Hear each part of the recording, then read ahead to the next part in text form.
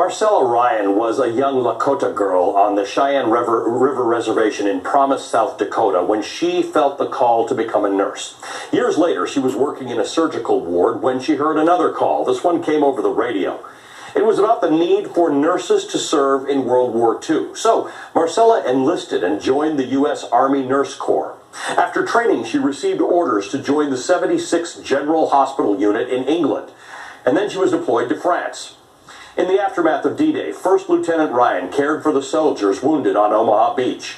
She later served on the front lines during the Battle of the Bulge and remembers the continual blasts of German buzz bombs as she worked.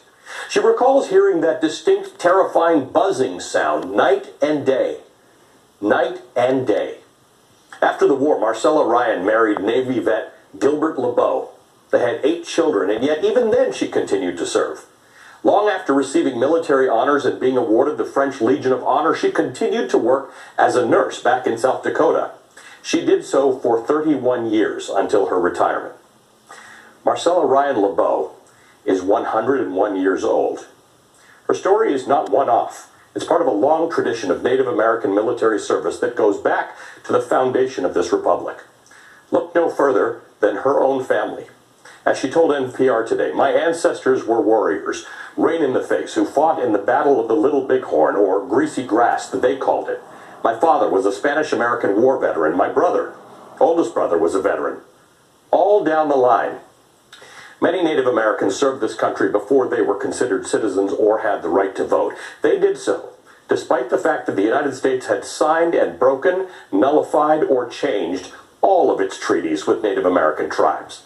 But despite a painful history of violence and marginalization, Native Americans have the highest record of military service per capita compared to other ethnic groups.